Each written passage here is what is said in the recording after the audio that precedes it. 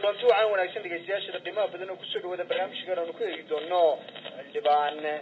Siciid Cilmi Roble oo ka mid ah xildhibaanada golaha wakiilada ee Soomaaliland ayaa waxa uu ka hadlay xasuuqa loo geysanayo dadka Biyamaal ee ku nool koonfurta dalka Soomaaliya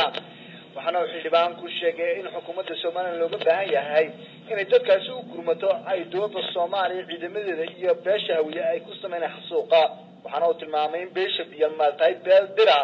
oo ay beesha isaaq dhiigaan iyo wadaagaan dad ahaanba xildhibaanku ayaa waxa uu si kulul u cambaareeyay falka xasuuqa ee beesha hawiye iyo xukuumadda Soomaaliya ay geysanayso beesha Biyamaal ee shabeelaha hoose ku nool xildhibaanku arrimaha si ka hadlaya waxa uu yidhi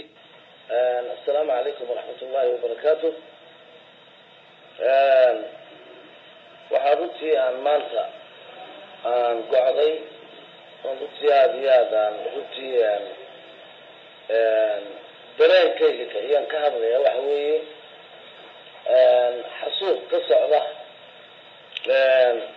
قبل كشباب لدها حوسة قالهان المركزية جات كذا أو dalka Soomaaliya oo lagu hayo dadweynaha halka degan gaar ahaan beesha Biyamaal oo ka tirsan beelaha deegaanka tirsan sida kale waxaan ma inuu ka aragno warbaahinta waxa muuqatay duulaan xooggan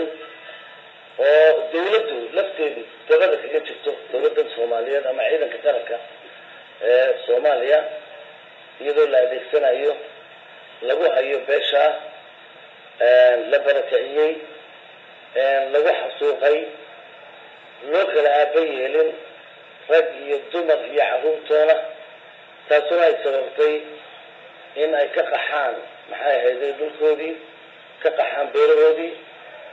dadkaasu ay ilaahay mooyaane wax iyaga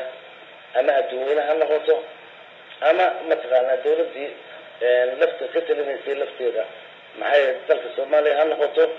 أنا حلالي وحقول مدو إلى هالطوي بانش أرجع سؤال لقح مستدوي وحرمانتا قلت يمشيدنا يا باب إيش عالم كا أنا لا هاي ومدة الله هاي يحسوها لدون أيوه إن لجحن فيه لجلوه يدبر كذي يبيره دي يدجان كذي حب لدون أيوه إن لجلوه يدو إن بس عالم وصل بالمتو إن أنس محايدة أنس مياه أيوه حقبته إن محايدة كينيا دولة لها شاركة إثيوبيا محايدة جيبوتي إيجا لفتيرة لما أنت بقى وان تشيدنا وحليها لوج بالمدة ودكتور كودي لدونا يلا حسوقه وحيالها أي سوماليا أدق الله هنا واحد كمية وحوية تلمجة لقوها هي أمضاء غير كود ضد الدجل سوماليا أي تبدي بمشاس وحدو توصل جدنا غير سوماليا بودهان إن أردها إيرا لفتيرا هدي وربعين تتاي هدي كود تبدأ تشوفت هاي غير سوماليا هذي كور بدأ جودة هاي هذي بين تلفتين هاي إذا لفتين هاي الإيش بحد وراء صادقه إن الدولة لو تشذيه إلا بقى حنباريه هو هاي حسن يعني مدحوين هذه الصومالية إلا بقى حنباريه إن محي هذي إلا بقى حنباريه بيش لفتين دولة هذي إلا بقى حنباريه إن إذا ما ذكرت الصومالية هذه الصومالية لقوا عباريو إن ودهان معايا في علماء الافتيز أي دول هذا توعي عباريان إن كان حتى الافتيز غير سومالي لا تقول مدان إن هي اللي هو اللي في الدرس تاجه إن حكومة الصومالي لا الافتيز إن حكومة الصومالي الافتيز كهذا شو إن ودهان بالحسبية المحاربة كهذا إن برلمان كبار تسوي شيء إن كل هذول تبغى تسوي شيء إن الوجود هم بكحلق ويستاهلان بكا وحنا إيش بيقولوا وذاكنا وهذا إن وذا علي وهذا كفوتا كله ولا صومالي كله وهذا مالك اللي نحيي وحقت laakiin dawladdii faqistii nagu haysay waa dad iskay garab taagay abaarka inaynu celinaa waa waajib weeye xukuumadda somaliland nafteedana waxaan leeyahay intaad ku mashquulsan tahay xisbigaas ee aada gudahaada ku mashquulsan tahay indhaha fur jeeska eeg caalamka la soco doorkaaga ka qaado hawlahaas oo kale baaqaasaan runtii usoo jeedinayaa xukuumadda iyo adkastaba maxay haytay inta aan runtii idinku yeeray intaa weeye wasalaamu calaykum marka laga yidhaahdo dadkan dadka deegaanka ku nool jimcihii dawlad saddex qof oo u dhashay somaliland oo labana ay u dhashay midna u dhashay labana geeso dhashay midna burco u dhashay ayaa lagu khaarijiyey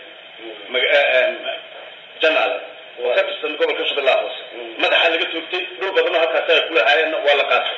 ilaa imiga dadka xigtada ninkan laga dilay kamid baa nahaa oo waxaa laleeyahay meydkii lama aasan waxaa la dilay beeshan xasan sheekh maxamuud xukuumaddu iyadoo dhirtii afartii qofay ka hadhayna sidaa loo gelaya haddana in la yidhaha wadahadallaa noo socdo oo la cambaaray keli waayo oo laga hadli keli waayo ceebyaana kuwaan xukuumadda somaliland dadkii taa lafteeda waa cambaaraynayaa taa lafteedu dadkan dad badanna halkan way laga yaalaan dadkan laftooda aynu hadlayna laftoodana isif baynu wadaagnaa laftooda waxyaalahaan ku dhaliilayo runtii xukuumadda weeye dawladdaas oo kale wadahadallada noocaas oo kale lafteeda in completely la joojiyo weeye run ahaantii taa wadahadallada lafteeda haday weydiinayso muddaa ka sokaysay waxa laaliyo wax faa'iido aynu ilaahay ka haynaana haba yaraatee ma jirto meeshana waan idiin sheegayaa soomaaliya inta dulmiga noocaasi ka jiro haba yaraatee wax ka hagaagaya ma jiro waxyaalaha reer somaliland ilaahay ku ilmaamo tegay ilaahay noogu naxariistay waxa weeyaan markii sanam dhulka qabsatay dadkii iyo mataqaanaa beelihii aan ka tirsanayna sanam waa tii saamaxday waa tii laysu yimi waynagii wadahadalka furay waa tii wada salla cale firco laysugu yimi waynagii gobonnimo qaadanay sidii asxaabtii baynu yeelay asxaabtii salla cale ayaynu yeelay waa taa maanta qaranka ka ah waa taa ku jirta waa taa cid walba dee mataqaanaa ay ku abtirsanaysa ee madaxda ka ah run ahaantii halkaynu ku kala duwanahay soomaaliya waa sidaa weeye ilaa iyo maanta waa taa damaca weli ku jirta waa taa laynaysa ummadii mataqaanaa u dhalatay dee soomaaliya u dhalatay waa taa weli ku jirta beer aan qaado dhul aan qaado dhul maxay ahayd guryo aan qaado weli ilaa iyo waxaan qabaa sida laga sheegayo in guryo lagu haysto dad siiba caar lagu haysto sidaan maqlay anigu waxaan leeyahay guud ahaan meesha cuqubaa ka socota madaxweynahan laftiisa xasan alxaaji maxamuudna waa anigu waxaan qabaa inuu yahay madaxweyne runtii aanu qalbin qarankaa waayo beeshiisiibaa duulaysa beeshiisiibaa maxay ahayd dee weli haliilaysa beeshiisiibaa weli dhul rabta beeshiisiibaa weli rabta mataqaanaa koonfur oo dhan qabsaday waxaan leeyahay hawsha anigu xambaarintaasaan usoo jeedinaya baarlamankana waan la hadlay inay ka hadlaan xukuumaddana waan ka hadlay wasalaamu calaykum waraxmatullahi wabarakatu anigu biyadaadkii baan ka hadlaya idinku kulmiye sal cale shaqadii dawladdiina ka hadlaya